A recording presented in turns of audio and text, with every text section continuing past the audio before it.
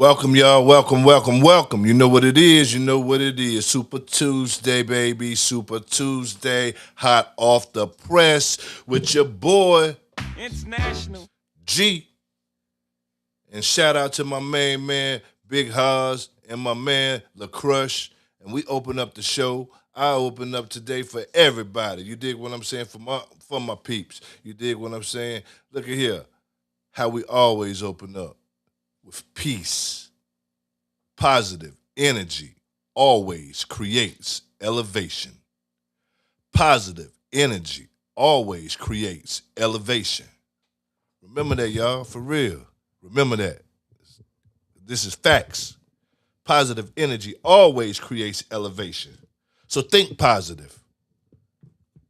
Every time, think positive. Even in negative situations, where it's a negative situation, think positive. I didn't say turn the other cheek. I said think positive. Big difference. Anyway, fire show today. Fire. Just got a whole lot of shit to share with y'all. Yeah, just a whole lot of stuff to share with you that need to share. Catch up on things. Yeah, let me get this thing going here. Nope, not that. We're gonna get it going right off the top. Shit. Damn right. We're just gonna get it going. Fuck it. Let's see. We're gonna run through some shit. So I'm just gonna flow. We'll talk about things as we talk about it. I'm gonna play some videos and other things. But right now we're just gonna get it down on and popping. A lot of things in the news, a lot of things happen like always. A lot of distractions. But hey, it's the times we live in. The time we live in. But no further ado, let me get this thing started. You know what I'm saying? Share this.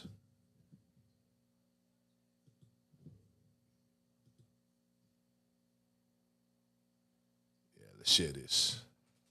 Hot off the press. Y'all know what it is. Tonight, hot off the press, Super Tuesday. News you can use. And keep you up to speed on everything. That's how we do it. Everything. Keep you up to speed on it. Because we need you to know things. You know what I'm saying? Know what's going on, how to maneuver. Because at the end of the day, we the people, man. We the people. Fuck this. All that corrupt shit. But anyway, let's go. Start with this. One of the good things about social media is the fact that it has led to disclosure and exposure of all the lies. But before social media, there was whistleblowers. But my question is, if these guys are just conspiracy theorists with a goofy conspiracy theory, why the need to unalive them? Let's get into it, shall we? Let's start with the Godfather, William Bill Cooper, in my eyes. This guy was the man. He was ex-naval intelligence, but he was gifted. They trusted him with the task of looking at top secret documents. But he was a man of Christ. And the more he learned, the more he realized what was going on here behind the scenes of our most powerful governments in the world was sinister. So he began talking, and then in 1991, he wrote an infamous book, Behold a Pale Horse. Now this book is crazy. I read it myself, and in this book, Bill Cooper gets into vaccines, he gets into AIDS, he gets into end-time prophecy, and just how this cabal is going to try to go tit for tat with the Bible and insisting it and playing out, but putting their own spin on it. In 2001, Bill Cooper was unalived. The official story was that he was an angry, aggressive militia member who was a threat to the United States government. Yeah, go figure. He stood for what he believed in. Even as they stormed his property, he defended his life and his family's. Rest in peace. Phil Schneider. This one is interesting. In 1995, Phil Schneider went viral for this public display right here, where he spoke to an audience and told them about how he worked for the United States government as a contractor, and him and his engineering team were going down through the tunneling system with military members, and the deeper they got, at a couple thousand feet, they came face to face with insectoid-like beings. Now, after these military members drew their weapons, according to Phil Schneider, these alien-like entities opened up their chest, an array of light came out and eviscerated, incinerated many of those military members. Now, Phil Schneider lost a finger and he has scars to prove it. You can see it in this video right here. All you gotta do is go to YouTube. The guy knew a lot. He got into underground bases, UFOs, entities, things of that nature. Not too long after that public speech, Phil Schneider was unalived. Everyone knows Charlie Kirk. He was not so much a conspiracy theorist versus being a proponent of the gospel of Christ.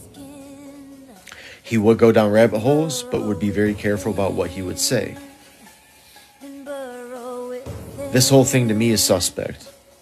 I have to do further research on this guy. Which brings me to my man David Wilcock, the reason that I made the video. David Wilcock was a journalist. He was on platforms. He was a conspiracy theorist. And he knew a lot. He knew a lot about the cabal. He knew a lot about esoteric knowledge. He knew a lot about ancient Egypt. He knew a lot about the Mayans. And he was not afraid to talk about it. And unfortunately, recently, he too was unalived. Now, my question to you guys is this. Now, this is especially to you non-believers who think these guys are just goofy conspiracy theorists with a goofy conspiracy theory. But if that is true, then why do these guys keep getting unalived? Riddle me that, Batman.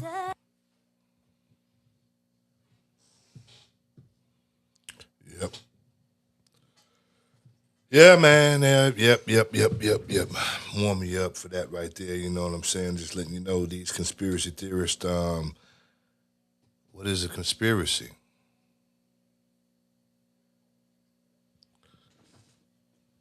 Conspiracy is based on some facts.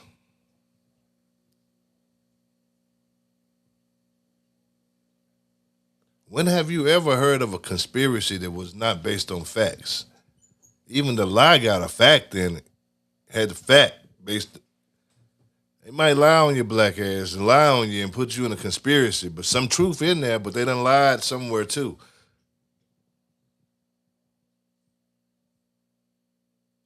A theory. Come on, man, put it together. Conspiracy theorists, come on. Hey, it's funny, right? But it's more. It's more to it. More to it than we know. Those that want to know. Let's move on to the next one. How did we get here? I recently directed the Secretary of War to begin releasing government files relating to UFOs. So I'm pleased to report today that this process is well underway, and we found many very interesting documents, I must say. And the first releases will begin very, very soon. Let's start back on Valentine's Day when President Obama said, "Are aliens real?" They're real, but I haven't seen them. And 5 days later, on February 19th, President Trump responded by stating that Obama, I can tell you he gave classified information. He's not supposed to be doing that. he made a big mistake. Then he teased that he may declassify that information to get Obama out of trouble. Later that same night, Trump posted on Truth Social that he is in fact directing Pete Hegseth, the Secretary of War, to identify and release government files related to aliens and UFOs. To which Hegseth quickly responded by posting an alien and salute emoji. 3 days later, the Secretary was questioned about if he's prepared to disclose extraterrestrial life to the world, to which he replied, "Of course. I mean, we've got our people working on it right now." However, he possibly misspoke about this effort by associating it with an executive order instead of a presidential directive. Then, 4 days later, on February 27th, General Neil McCaslin, who served as the commander of the Air Force Research Laboratory at Wright-Patt, vanished into thin air. His disappearance is easy to dismiss as unrelated to the UFO topic and purely coincidental.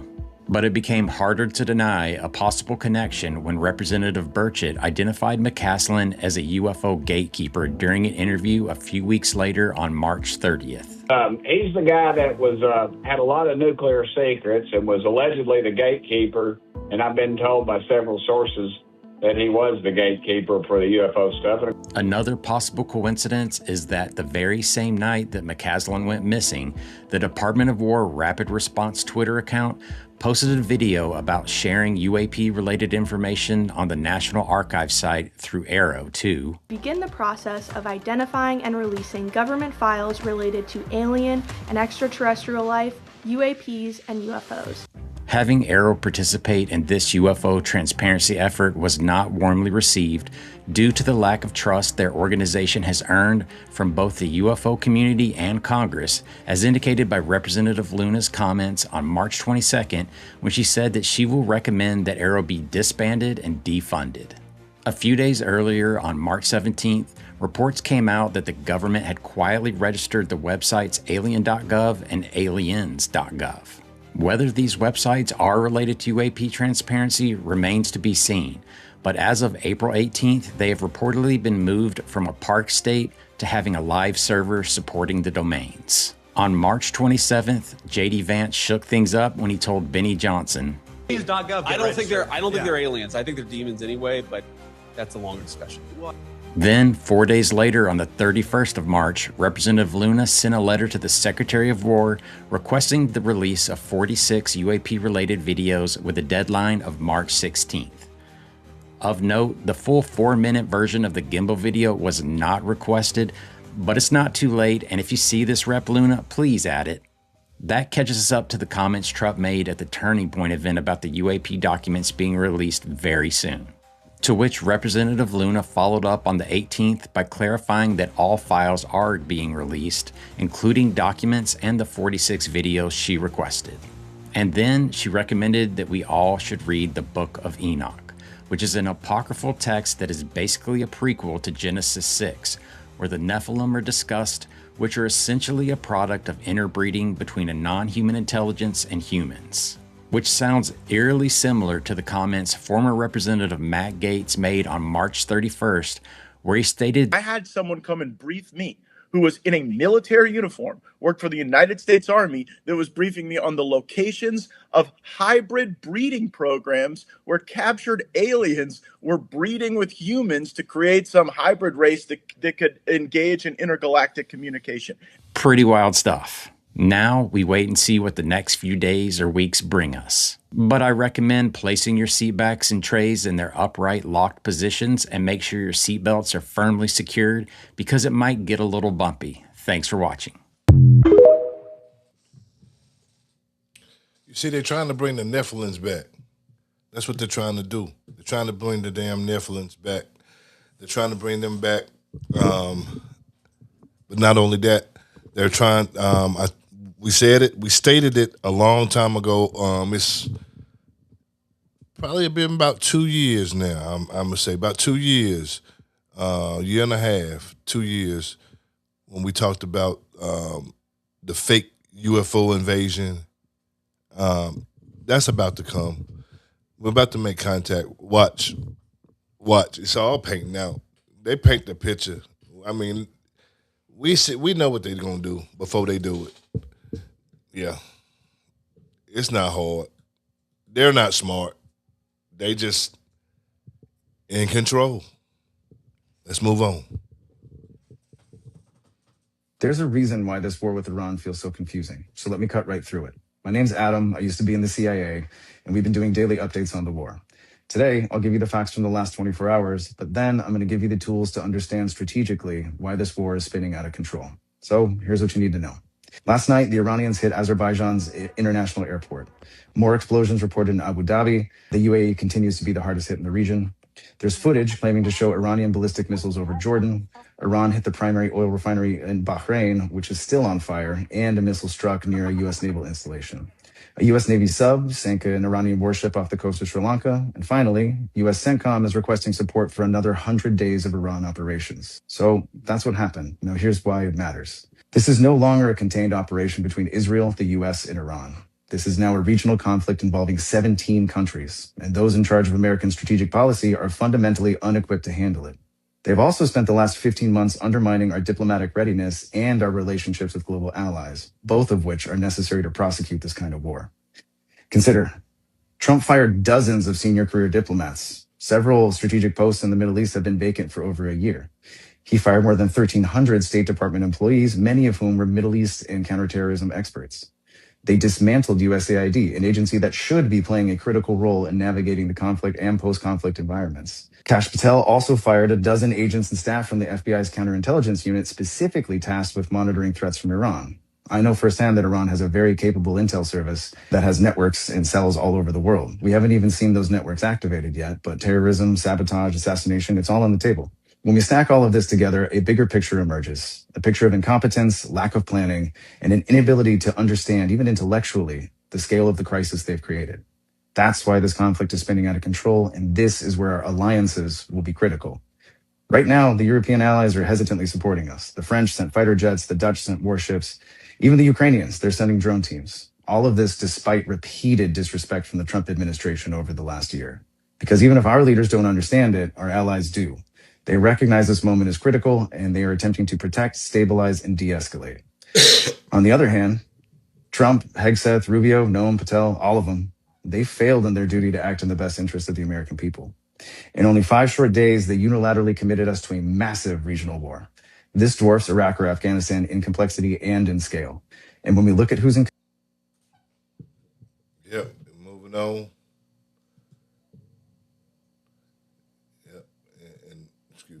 Moving on, we're gonna move on and keep on with the news that you can use, because there's a whole lot going on, and I don't want you to miss out on anything. I'll keep talking, but I just want to catch you up on a few things, and then we'll go on with the show.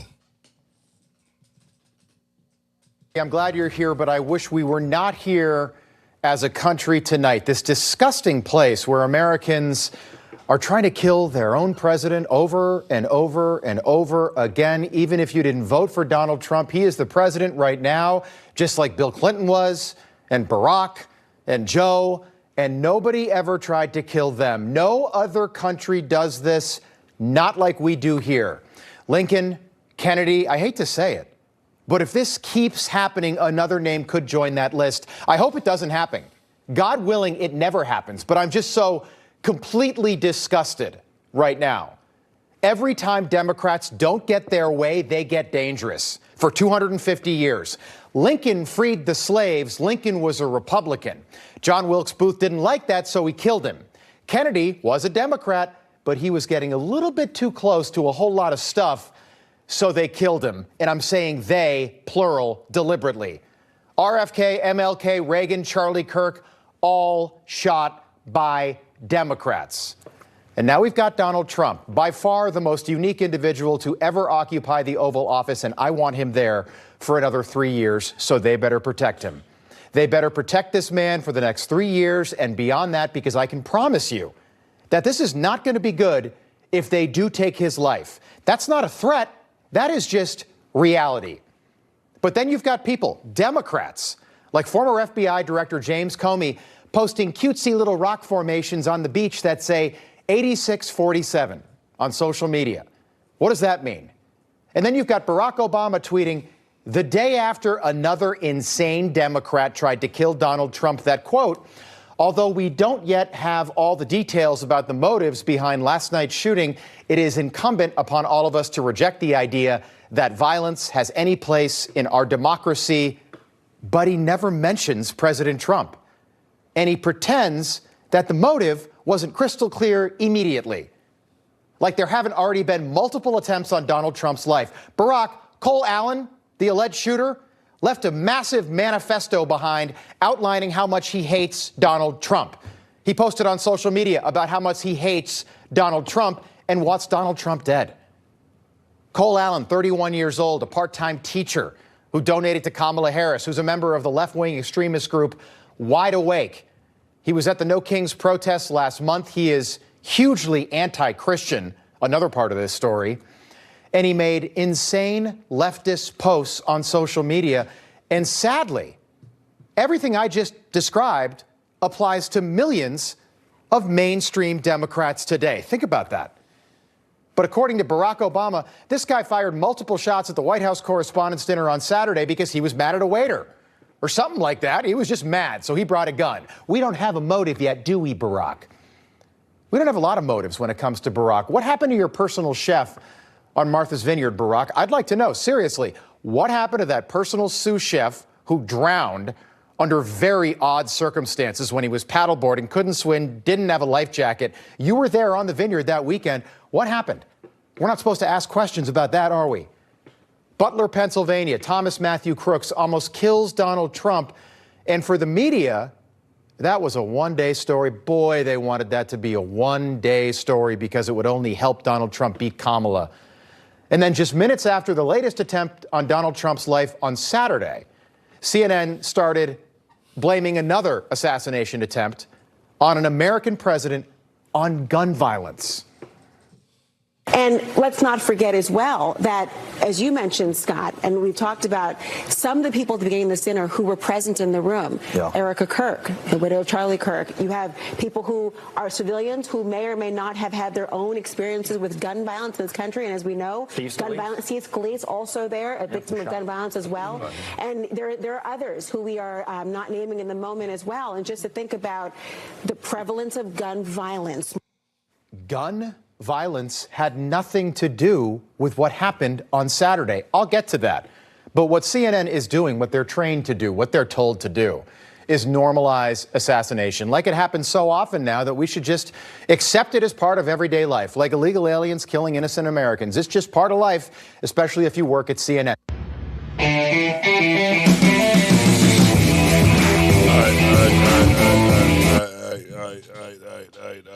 right.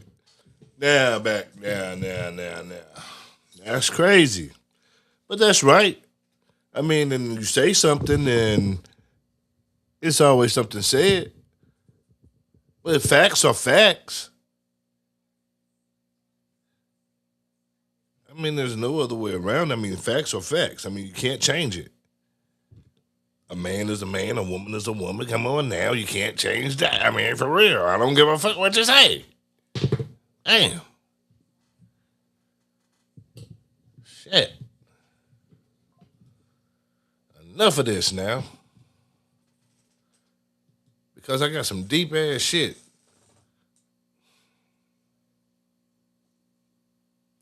Man, some deep stuff. But y'all ain't even ready for this. Because this is a lesson.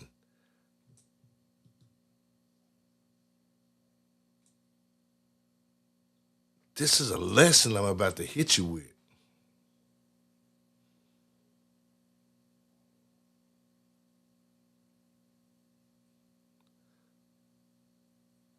I need you to get a notepad.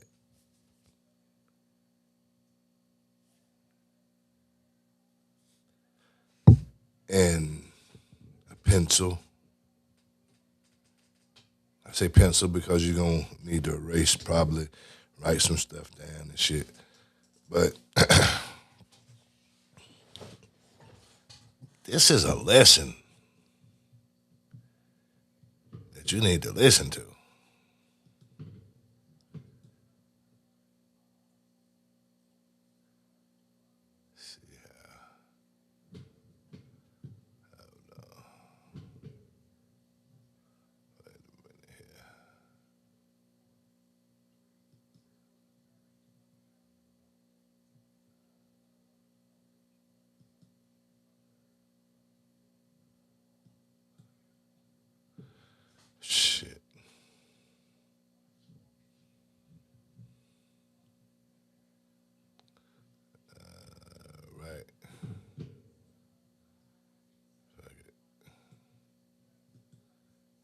this.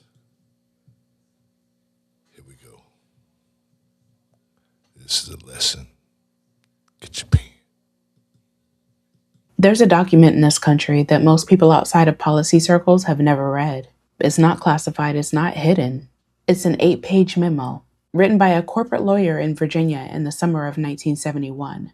And that memo is the single most important document in modern American politics, because almost every political shift that you've lived through, Citizens United, the Federalist Society, the capture of the Supreme Court, the collapse of labor unions, corporate money in every election, was sketched out on 8 pages by one man. It's called the Powell Memo. And once you know it exists, prepare to be uncomfortable. His name was Lewis Powell. He was a 63-year-old corporate attorney from Richmond, Virginia. He sat on the board of Philip Morris, the tobacco company, and spent years arguing in public that cigarettes did not cause cancer. He represented American corporations. He was a fixture of the Virginia establishment. And on August 23, 1971, he wrote a confidential memo to his friend Eugene Snyder at the U.S. Chamber of Commerce. The memo was titled Attack on the Free American Enterprise System. It was marked confidential, which means it wasn't meant for the public. So fast forward 2 months. Richard Nixon nominated Lewis Powell to the United States Supreme Court. The memo wasn't disclosed during his confirmation hearings. The Senate never saw it. The American public never saw it. Powell was sworn in as a Supreme Court justice in January 1972, 6 months after writing a private plan for corporate America to take over the country. The memo opens with a warning. Right. No thoughtful person can question that the American economic system is under attack. Powell argued that business was losing the universities, losing the media, losing the younger generation, losing the courts. And the only way to reverse it was a coordinated multi-decade plan funded by corporations to take back every institution that shaped American opinion. The language in the memo is the language of war. Let's call a spade a spade. He used the words frontal assault, warfare, rifle shots, guerrilla warfare. He underlined the word survival. He said that corporate America had to abandon compromise and appeasement. Now, this plan had 4 parts. 1, capture the universities, fund scholars, endow chairs, monitor textbooks, pressure faculty. 2, capture the media, surveil television content, produce counter-programming, build new press favorable to corporate interests. Hello? Are you listening? 3, capture the courts. He wrote directly that the judiciary may be the most important instrument for change. Fund strategic litigation, build legal organizations, get corporate-friendly judges on the bench. 4, capture the political system, build lobbying arms, create political action committees, spend on elections at a scale that nobody's ever done before. Seriously. That was the plan. 8 pages of that bullshit, written in a matter of weeks. So here's what happened in the decade after the memo was written. 1972, the Business Roundtable was formed, a lobbying organization of Fortune 500 CEOs. 1973, the Heritage Foundation was formed with seed money from Joseph Coors. 1973, the American Legislative Exchange Council was formed. That's the organization that writes model legislation, which gets copy-pasted into state legislatures. Stand your ground laws, voter ID laws, anti-protest laws, right-to-work laws. Literally all of it.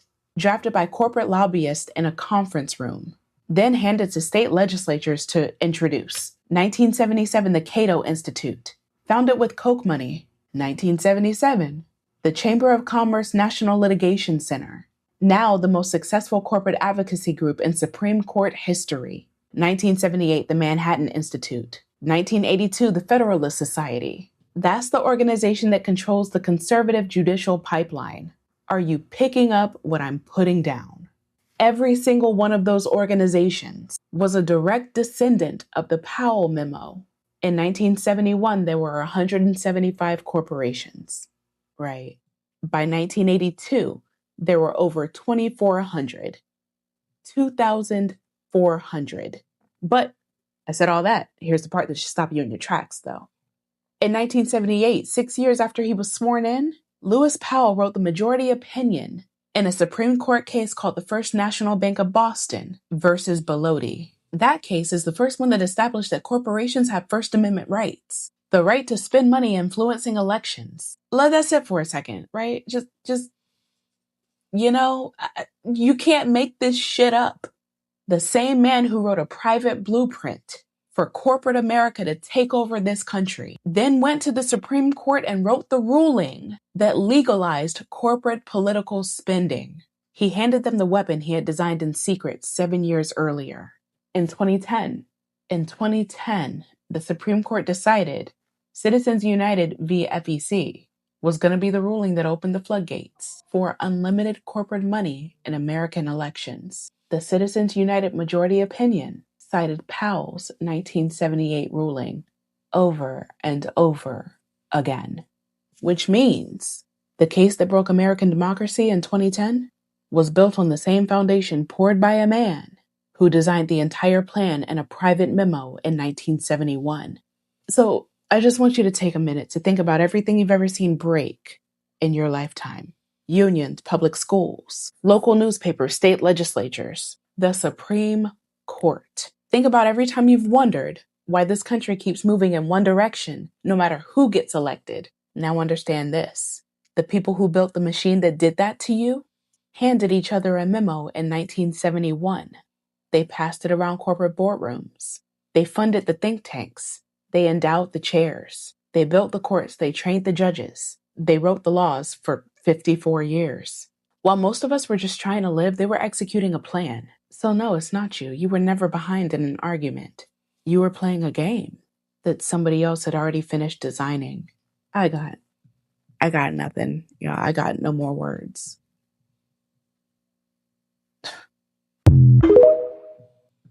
Hey, shit is real.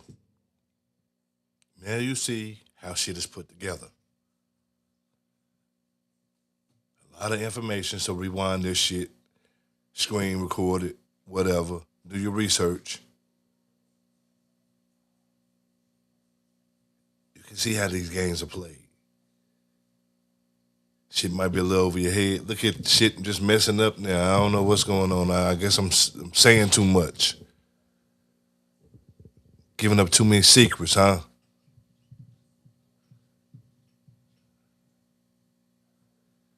That was in 71. Look how shit done shot up. Look at this right here. In 75. In 75, a brand new station wagon. Look at that. $5,000. Come on now. Come on now. $5,000 for brand new station wagon. $5,000. I had the house, but I don't know what happened to it, but yeah. Hell yeah. Shit is crazy. Got more to share with y'all.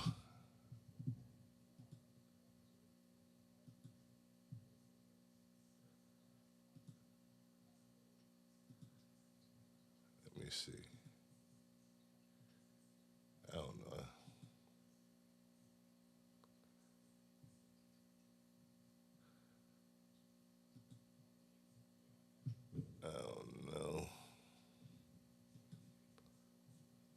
Let me see about this. Let's see about this right here.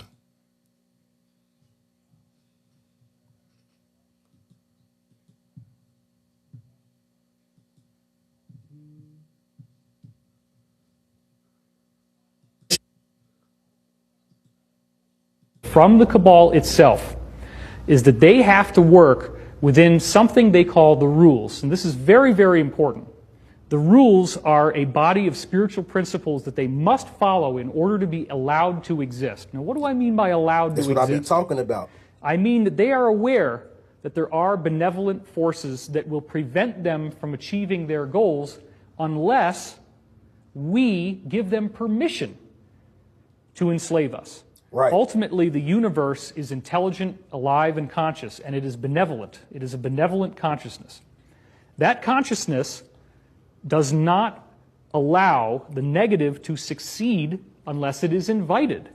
So the cabal has made a science, a very elaborate science, out of studying these arcane, occult, magical principles that allow them to get away with what they do. So they have to put out everything that tells you who they are in music videos, in these Super Bowl halftime shows, the Grammy Awards ceremonies. They're out there showing you the truth. This is what people are going to have so much trouble with once disclosure happens, is that these people actually practice black magic, and they are very, very good at it. One of the things that I learned from whistleblowers from the cabal itself is that they have... Man, there it is. I done told y'all. We told you thousands of times on this damn show, for real. Done told you. Anyway, I ain't gonna keep on. But I'm gonna go on and get a Richard Cranium Award out. But before I do, give a shout out to whoever made this motherfucking AI video right here. That was some smooth shit. I really like that. But you didn't have to do my boy Prince like that. Welcome back to the Legacy Honors. And now, it's time to present our final award of the night. And the winner is Michael Jackson.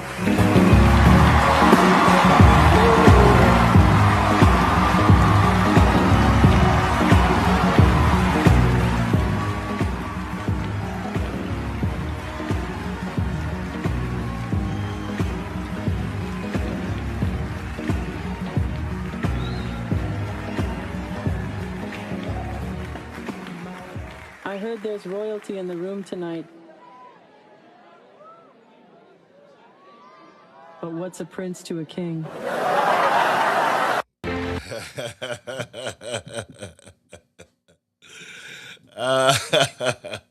That's fucked up. That's my man, though.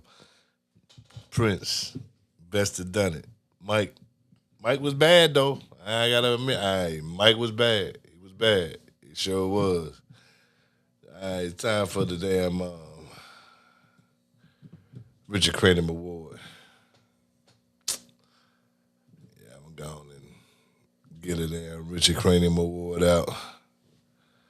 Might as well go on and give the Richard Cranium Award out. Richard Cranium Award is, you know what it is, the Richard Cranium Award. All right, Richard, what's short for Richard? Dick. What is the cranium? The head. Put it together, the Dickhead Award. All right, this week's Dickhead Award, or Richard Cranium Award, goes to this young, weird lady right here. I'm going to tell you, she tried to play my man, and hey, he played her back. So, Richard Cranium Award goes out to her. Get this off. All right. So we've been dating for a year. I'm just, I'm not seeing anybody else. And so I want to know if you seeing anybody else. Well, I'm not really seeing anybody else. And I'm really feeling you like you've been feeling me. So all of that's been real. However, I have dipped back and forth sometimes with my ex-husband because he does continue to pay my rent and make sure that I'm good. And because he keeps my same lifestyle when we were together, he didn't treat me right. And so he feels a little bit of, guilt, and he continues to take care of me. But in return, he does expect me to give him sometimes. And I do, but I do it because of what I just told you. But I really want to be with you. Are you done? No, I really want to be with you. But can you provide for me like this? Can you pay my rent? Or maybe what I could do is move in with you, and then I don't ever have to talk to my ex-husband no more, and I won't ever have to do that anymore. If I could just move in with you, and then we just be together. Well, you sound like you need me to put you on the track. You don't sound like you need to be in my house. You sound like you want to sell something. So No. What? Wait, you're not my girl. You can't be one. You don't like me. Huh? Because you just told me you sleeping with your ex. But right? I told you I have no feelings for him. There's nothing going on. like for me, it's just a matter of maintaining the lifestyle that I've always had. I don't want to even be with, I don't want to sleep with that nigga no more. I want to be with you. I'm in a situation. Do me a favor. Can you do me a favor? Lose my number and get the hell out of my house. Like, don't ever come around here. No more in your life. What? Yeah, don't call me. Please make your head small. So that's unconditional love? I just I don't gave have you my unconditional honest love for truth. your ass. I told you what No. was going on. You asked me. You never asked me up front if we were exclusive, or I would have told you back Okay. then. Okay, make your head small. Get out my house and lose my number. The reason I'm telling you this, But you love, but you. no, I don't, no. See, I love me. That's the thing. I liked you, but the moment you told me that, I don't want to have anything to do with you. I'm pissed off because I've been sleeping with you and double backing with this dude. So you already got me mad because you put my penis in jeopardy. I don't play like that. Yeah, And but you so would have known something was wrong by now, and everything's been good. So I'm telling you now, I will cut him off, and I will okay, block this nigga.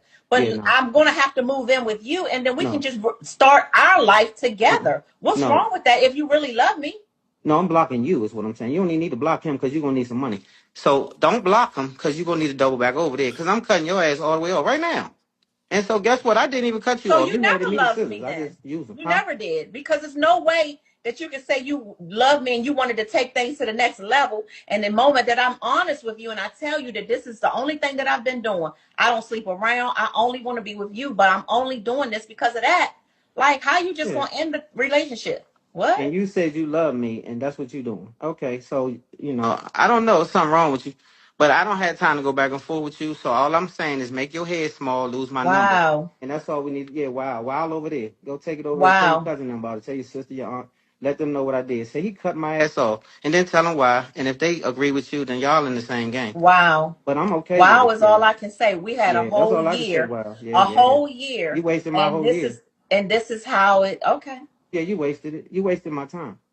Because you made me believe we was exclusive and you was over there, tricking I didn't off. make you believe anything. You should have asked me. Okay, well now I don't need to ask you shit. Because I don't want to be with you. That's what I'm telling you. Screw you. Yeah, you goofy as hell. Like, why do you think you should told me that? And the type of dude you looking at right now, you know I ain't built Wow. like that. You should have known me within a year. You should have known that once I tell him this, he gonna cut my ass off that second. If you know me, it took a year for you to figure this out. You didn't know I was gonna cut you off in a year. You thought I was gonna still be with you. Oh hell no. And so at the end of the day, man, love yourself. Like I said, I'm gonna wrap this up because it's an hour. And so that role play wouldn't last long because right away, the moment that you told me that, that's the end. And so that's only Wow. works on men that don't have love for self. That's all it is. If you don't love yourself, man, you'll let a lot of goofy shit like that go. If you love yourself, it's a joke. It's funny. It's like he like you serious? Because I think you would have to be playing with me to say that. Knowing who I am, you got to know that I just rather would be by myself. I ain't that pressed. The Richard Cranium Award. Bitches ain't shit but hoes and tricks. That's what Dr. Dre said. That was once knew a name Annie. Yeah, you know what it is. Anyway, it's your boy International G. And you know what it is. You know what it is. It's that time to unwind. With peace, my brothers and sisters. Peace, positive energy always creates elevation. Enjoy the show. All right. Peace out.